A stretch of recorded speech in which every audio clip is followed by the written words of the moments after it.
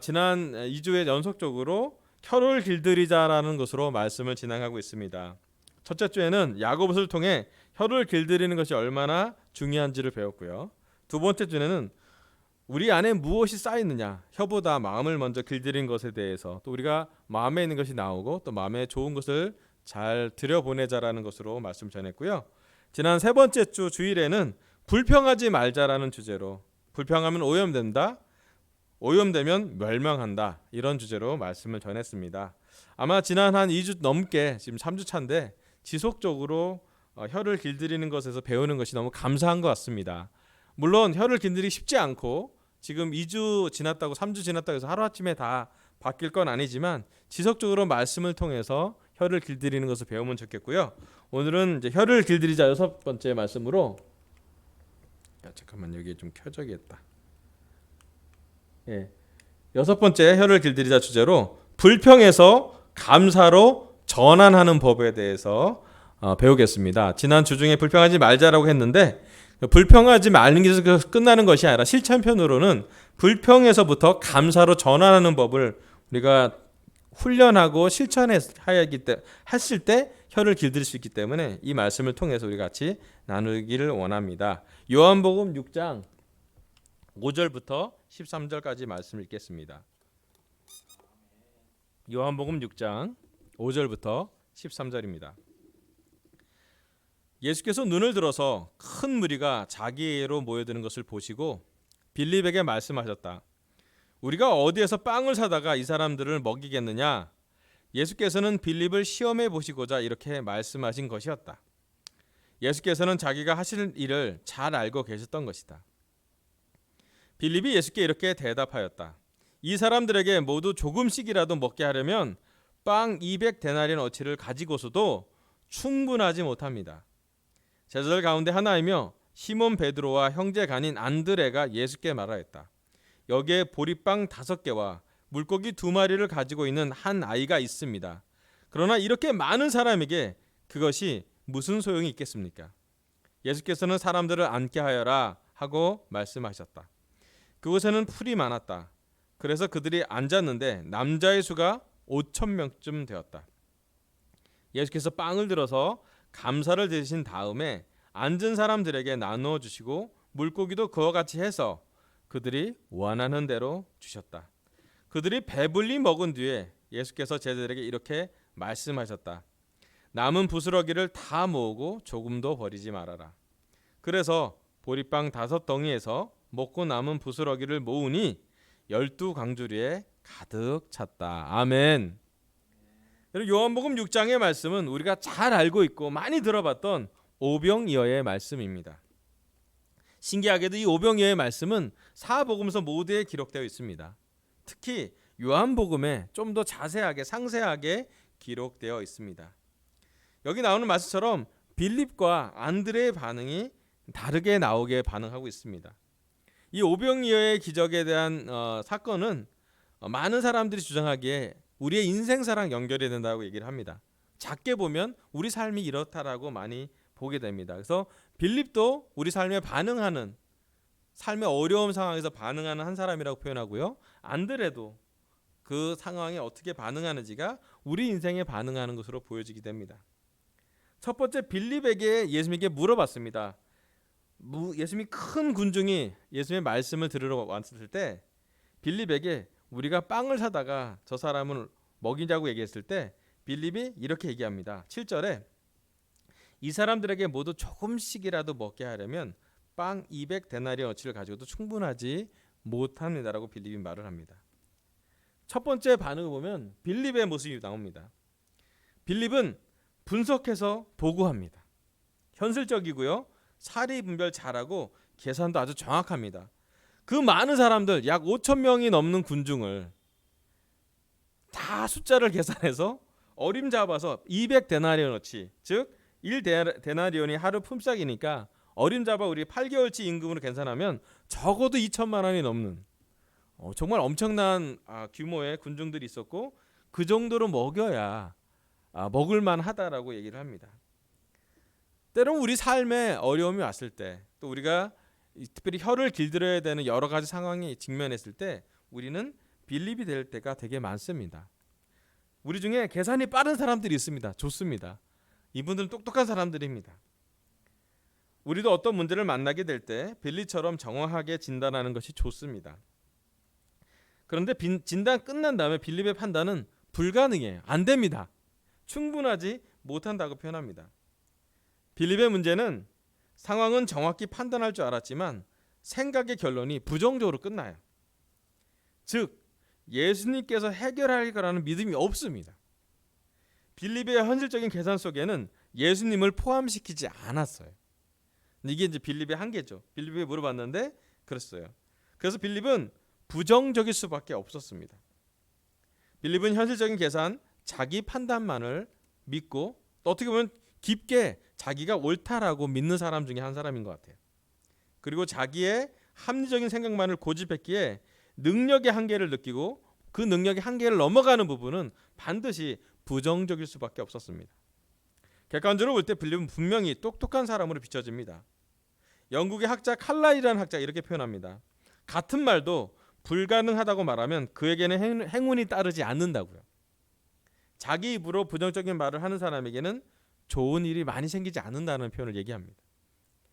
빌립은 그렇게 현실적인 사람이요, 분석적인 사람이요, 나중에 결론 예수님을 포함시키지 않았기 때문에 부정적인 사람으로 표현이 됩니다. 우리 삶 중에 빌립처럼 표현하는 분 계시고요, 또 빌립처럼 성품을 가진 분도 계시고 우리의 성품 중에 빌립의 성품이 좀 있습니다. 잘 파악하고 잘 분석하고 심지어 잘 판단을 내립니다. 하지만 우리 중에 빌립이 예수님께 가서 예수님을 포함시켰으면 더 좋았을 텐데 아직 그렇게 하지 못하고 있는 것 같습니다. 두 번째 사람은요, 안드레 사람이 나옵니다. 안드레는 그래도 작은 거지만 행동했습니다. 보리떡 5개, 물고기 2마리 드는 소년의 도시락을 예수님께 데려왔습니다. 잘했어요. 사실은 크게 믿음이 있진 않지만 작은 믿음은 있었습니다. 적어도 이 사람들 어떻게 먹이겠느냐라는 그런 말을 듣고 먹을 걸 갖고 왔어요. 물론 이 먹을 것은 소년의 주일학교의 도시락이기 때문에 성인들이 먹어도 모자랄 만한 도시락일 거라고 생각이 듭니다. 하지만 안드레는 작은 것이라도 실천했어요. 그런데 중요한 건 뭐냐면 안드레도 끝에 이런 말씀을 합니다. 그러나 이렇게 많은 사람에게 그것이 무슨 소용이 있겠습니까? 라고 말을 합니다. 이것은 뭐냐면 빌립은 자기 행동을 하면서도 믿음이 완전하지 않았어요. 행동을 할 만큼의 믿음은 있었지만 그 행동이 예수님한테 갔을 때 얼만큼 배가 되고 또 예수님이 그 행동을 얼마나 많이 축복을 준지는 아직까지 이해되지 않은 과도기적인 믿음을 가진 사람이었습니다. 이미 결과를 예측하고 소용이 없다라는 식으로 자기 스스로 판정을 할 수도 있습니다. 나름 혹시나 하는 가능성에 기대를 합니다. 하지만 이 작은 긍정적인 생각이 나중에 예수님을 하여금 아주 5,000명을 먹을 만큼의 큰 기적을 불러오르기도 합니다. 그래서 빌립보다는 안드레의 행동하는 그런 믿음은 조금 더 나은 믿음이라고 말할 수 있을 것 같습니다. 자, 세 번째는요, 예수님입니다. 예수님은 빌립의 얘기도 들어보고 안드레가 가져온 작은 도시락도 봤습니다. 근데 예수님이 하신 건 뭐냐면 예수께서 빵을 들어서 감사를 드렸다고 하고 그 후로 나눠주셨다고 합니다. 예수님이 하신 것은 아주 짧고 강력한 감사 기도입니다. 참 놀라워요. 사복음서 모두 오병이어의 기적을 기록한 이유가 무엇일지 묵상해 보면 아주 이 구절에 핵심이 있습니다. 예수님은 불평하는 그런 환경, 모자란 환경 속에서 감사하는 법을 예수님 통해는 예수님이 함께 계시면 전환됩니다. 빌립의 현실적인 판단도 또 안드레의 작은 행동이지만 소용이 없을 거라는 생각도 예수님을 통해서는 완전히 반전되는 기적을 보여줍니다. 우리가 오병이어의 기적을 계속 묵상해보고 우리 인생의 믿음이 성장되면서도 다시 한번 봐야 될 게 뭐냐면 그 믿음의 본질이 무엇인지 봐야 합니다. 오병이어의 기적은 규모가 큰 기적이라서 제자들이 기록해놨을까? 아니면 반전된 기적이기 때문에 아무도 예상하지 못한 것이기 때문에 더 놀랐기 때문에 기록해놨을까? 여러 생각이라고 할 수도 있겠지만 제 생각에는요, 아마 우리 삶에서 가장 많이 경험할 수 있는 상황인에서 기록된 말씀이라고 생각합니다. 왜냐하면 이 말씀의 기록은 그 시대의 제자들이 기록해 놓은 것이지만 그 말씀에 기록된 이후에 지금 우리가 믿음을 가져가는 것, 이 말씀을 통해서 믿음을 가져가는 것이기 때문입니다. 우리 삶에서 우리는 늘 부족을 경험합니다. 제가 교회 섬겨봐서 아는데요, 교회는 늘 사람과 일꾼이 부족합니다. 신기하죠? 대부분의 교회가 그렇습니다. 여러분 가정에 있으면 우리 결혼한테 물어보고 싶어요. 가정에는 돈이 부족하지 않습니까? 늘 부족합니다. 요번에 재난지원금 나왔는데도 또 부족합니다. 다 썼습니다. 여러분 결혼부 자매들한테 물어보고 싶어요. 여러분의 남편의 영성이 좀 부족하다고 느낄 때가 있지 않아요? 죄송합니다. 우리 아내도 저 같은 그렇게 느낄 때가 있을 거예요. 우리 결혼부 형제들한테 물어보고 싶습니다. 우리 자매들이 때로는 우리를 믿어주는 게 좀 부족하지 않습니까? 부족함을 따진 건 되게 많아요. 여러분 우리 집 아이는 이상하게 암기력과 이해력이 좀 부족한 것 같지 않습니까? 여러분 사실은 우리가 부족한 것을 계속 찾아볼 수 있어요. 싱글에 부족한 거, 캠퍼스에 부족한 거 계속 얘기할 수 있습니다. 특별히 최근에 코로나 상황 이후로 우리 삶의 부족함은 아주 부족하다는 느낌이 팽창하고 있는 그런 상황입니다. 예전 3, 4년 전의 세월호 이후로부터 지금까지 지속적으로 우리나라 경제는 뭔가 부족함을 이야기하고 있습니다. 우리뿐만 아니라 전 세계가 뭔가의 부족함을 직면하고 있습니다. 신뢰가 부족하고요. 또 충분하게 코로나 상황에 대응할 만한 인력이 부족하거나 또는 장비가 부족하거나 의료 인력도 부족한 상황입니다. 게다가 지금 현재 미국에는 인종차별적인 것이 있어서 가뜩이나 불만이나 불평이 많은 상황에서 현재 지금 폭발의 모습으로 비춰지고 있습니다. 참 부족함이 많은 것이 현실입니다. 여기 나오는 오병이어의 모습은 사람들은 많고 먹을 것은 부족하고 그러한 여러 가지 육체적인, 영적인, 감정적인 많은 부족함에 대해서 그 불평할 만한 상황에 대해서 예수님이 어떻게 감사로 변환했는지를 보여주는 장면입니다. 근데 신기하게도 예수님이 많은 것을 설명하지 않고요. 그 작은 도시락을 드리고 하늘에 빵을 드린 다음에 감사 기도를 드렸어요. 제가 너무 감사하게 느끼는 건 뭐냐면 여러 불평할 만한 부족한 결핍이 있는 상황에서 예수님은 있는 그 상태 그대로를 하나님께 감사하는 기도를 드린다는 것이에요. 즉 불평에서 감사로 전환하는 법은 특별히 예수님 때 가져갔을 때 예수님의 기도로 전환이 된다는 것이에요. 그럼 우리는 예수님과 연결되어 있는지를 한번 보면 좋겠어요. 우리는 얼마큼 우리 상황에서 예수님과 연결되고 있는지를 좀 묵상해 볼 필요가 있습니다. 그리고 네 번째, 우리에게 부족하고 불평이 있을 만하고 염려와 걱정, 두려운 상황에 우리는 무엇을 하고 있는지요. 왜냐하면 예수님이 감사 기도를 들은 다음에 제자들한테 했던 얘기는 뭐냐면 빵을 다 나눠주라고 했어요. 빵은 충분하니 오병이어의 그 작은 도시락이 숫자가 많아졌는지 크기가 커졌는지 모르겠지만 빵은 충분하니까 12 제자들한테 다 나눠주라고 했어요. 그래서 걷어들인 광주리가 12광주리잖아요. 12사람이 나눠줬겠죠. 그 라인에 걷었던 사람이 다 부스러기를 가져왔던 것을 볼 수가 있습니다. 우리는 불평하고 필요가 있고 어려울 때 빌리처럼 분석할 수 있습니다. 안드레처럼 작은 도시락을 가져올 수 있습니다. 하지만 궁극적으로 예수님처럼 빵을 들어서 감사 기도를 할 수 있으면 그 믿음이 성장하는 것입니다. 예전에 제가 설교했을 때 이런 설교를 많이 했어요. 빌리처럼 되지 말자, 안드레처럼 되지 말자 설교 많이 했어요. 근데 제가 요즘 이 말씀을 많이 묵상하고 느끼는 건 뭐냐면 우리의 믿음이 점점 이 두 사람의 단계를 넘어가는 거라고 생각이 들었어요. 첫 번째는 분석의 단계인 빌리부터, 두 번째 작은 행동을 하는 안드레, 그리고 세 번째 예수님의 기도를 듣는 것, 마지막으로 네 번째가 중요한 게 뭐냐면 우리가 빵 나눠주는 거예요. 이게 다 연결이 된다는 생각을 요즘 많이 하게 됐습니다. 성경을 좀 깊게 보면서 묵상하면서 느낀 게 뭐냐면 우리 중에 빌립도 있고 우리 중에 안드레도 있고 우리 안에 예수님도 계실 거예요.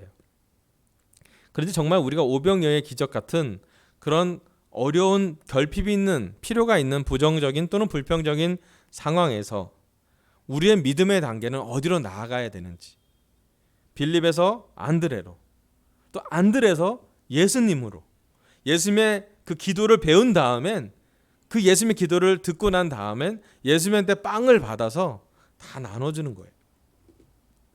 제가 이 말씀 보면서 가장 제 마음에 가장 와닿았던 건 뭐냐면, 빌립도 안드레도 다 예수님에게 가져왔다는 거예요.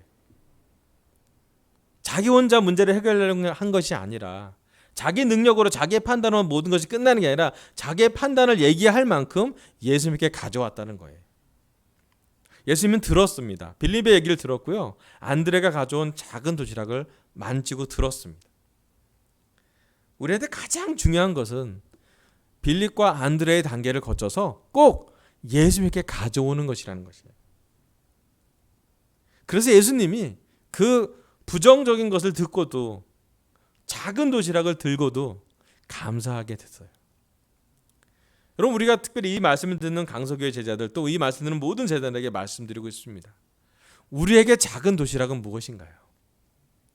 우리가 판단하는 많은 것들, 우리가 세상적으로 예측할 수 있는 많은 좋은 분석적인 기법은 있지만, 우리에게 마치 그 주일학교 소년이 가져있던 작은 도시락을 어떤 것인지 한번 묵상해 보시길 바랍니다. 그리고 더 중요한 건요, 이 작은 도시락을 주님, 예수님께 가져오는 것입니다. 예수님은 우리가 했던 완전치 않은 믿음이라 할지라도 작은 행동, 믿음의 행동을 축복하여 주십니다. 적어도 안드레는 그 수천 명 사람 중에 소년 한 명을 찾아냈고 작은 도시락을 찾아서 주님께 가져왔습니다. 빌립도 봤고요, 안드레도 봤어요. 하지만 문제 해결은 빌립과 안드레가 아니라 예수님이 하셨고요. 그 예수님이 하신 해결에 대해서 전달하는 것은 또한 그 빌립과 안드레뿐만 아니라 나머지 10사도를 포함해서 12사도 모두에게, 12제자 모두에게 다 먹을 걸 나눠주게 하는 엄청난 체험을 하게 합니다. 그것을 나눠주면서 제자들이 생각했을 거예요. 이거 얼마나 놀라운 일인지. 이건 꼭 성경에 내 평생에 잊지 않아야 될 교훈이겠다라고 그들은 마태, 마가, 누가, 요한 모두가 그것을 기록하면서 적어놨습니다. 여러분, 오늘 우리 마음속에 한번 물어보길 바라요. 부족함이 많은 이 시간, 코로나 때문이라도 여러 가지 삶의 어려움이 배가 되고 있는 이 시간, 어려움에 대해서는 공감하지만 그 어려움 딱 정중앙에 우리가 어려울 때 우리는 얼만큼 예수님께 가서 기도하고 있는지요. 우리는 얼만큼 우리의 문제를 사소하지만 작은 행동으로, 믿음으로 싸워보려고 하고 그 믿음의 행동의 작은 도시락을 예수님께서 보여주는지. 아주 보잘것없지요. 쓸모있어 보이지도 않을 수도 있습니다. 소용없어 보이기도 합니다. 하지만 우리가 했던 작은 것들을 우리는 얼만큼 예수님에게 가져가고 있나요? 저는 제가 믿는 건 작은 하나의 행동이, 우리 작은 결정이 예수님한테 가면은 너무나 증폭해서 5천 명을 먹일 정도의 양이 나올 수 있다고 생각이 듭니다. 우리가 우리 삶에서 했던 짧은 기도라도요, 우리가 우리 하늘을 보면서 했던 그런 이 세대의 코로나를 막기 위한 수없이 많이 일하는 사람들에 대한 염려 기도라 할지라도 짧게 기도하면 하나님이 정말 5천 명, 1만 명을 채울 만큼의 도움을 줄 거라고 생각이 들어요. 여러분, 우리가 아무리 힘들어도 우리가 움켜잡는 것이 아니라 조금이라도 나눠주려고 한다면, 저는 분명히 믿는 건 우리 강소교회 제자들이 많은 걸 갖고 있지 않아도 단 조그만 것을 주님 앞에 가져와서, 예수님 앞에 가져와서 나눠준다고 한다면 저는 이 강소교회가 영향력 있는 교회로 성장할 거라고 믿습니다. 그리고 또 궁극적으로 중요한 것은 그 어렵고 힘든 빌립과 안드레의 상황을 예수님께 가져와서 전달하는 것입니다. 너무 놀라운 것은 그 예수님께 전달이 됐을 때 예수님이 전환시키고 불평해서 감사를 드리는 그 기도를 하고 난 다음에 제자들에게 다 나눠주라고 합니다. 이 나눠줄 때 제자들은 다 체험합니다. 빵의 무게를 체험하고요, 빵을 먹고 너무 기뻐하는 사람들을 체험하고요, 빵을 먹고 기뻐하고 남은 광주리를 쓰레기 분리수거를 다 하면서 제자들은 토탈적으로 전체적인 것으로 경험을 하게 됩니다. 이것은 정말 놀라운 일이라고요. 여러분, 우리 작은 인생에서, 우리 삶에 좀 어려움이 오는 지금 코로나의 상황에서 우리는 불평에서 감사로 전환하는 법을 배우셔야 합니다. 혀를 길들이십시다. 6번째 말씀. 불평에서 감사로 전환하는 법은 부족하고 불평이 있을 만하고 걱정, 염려, 두려움 있는 상황이라면 예수님께 가져가시길 바랍니다. 그리고 예수님이 했던 감사 기도를 우리도 배웠으면 좋겠습니다. 더 나아가서 예수님께 기도하고 나서 감사 기도를 드리고 그 기도를 드리고 나서 어떤 것이든지 우리가 드렸던 기도에 불평 대신 감사를 드렸다면 그 감사한 걸 나누십시오. 아주 작은 것이라도 좋습니다. 우리 가정에서 남편이 아내에게 감사한 걸 나누세요. 아내가 아이에게, 우리 아이에게 감사한 걸 나누세요. 우리 학교에서 힘들지만, 우리 가정에서 힘들었던 것 되게 많지만 조금이라도 감사한 걸 나눠보세요.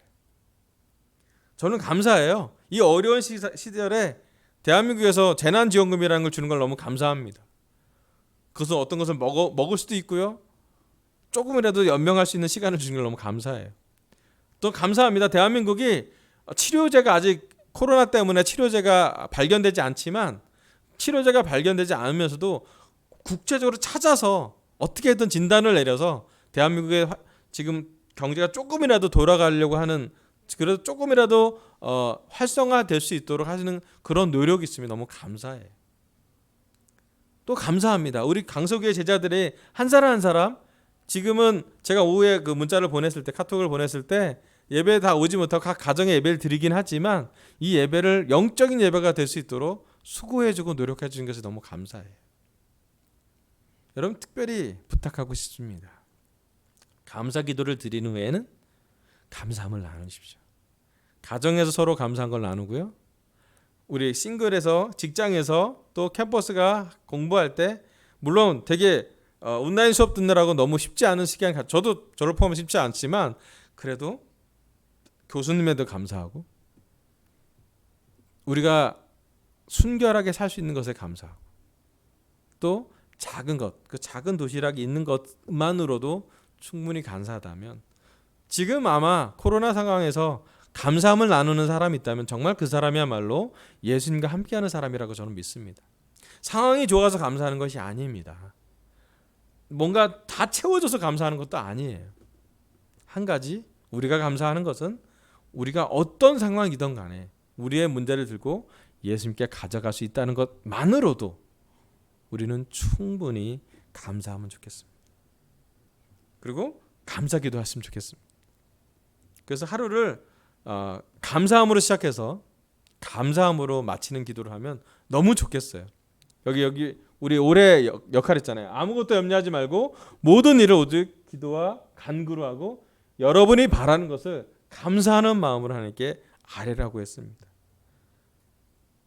염려 많고요, 코로나 때문에 힘들고요, 계약 때문에 피곤하고요, 직장 때문에 어렵고요, 재정이 힘들겠지만 감사 기도를 하시면 좋겠습니다.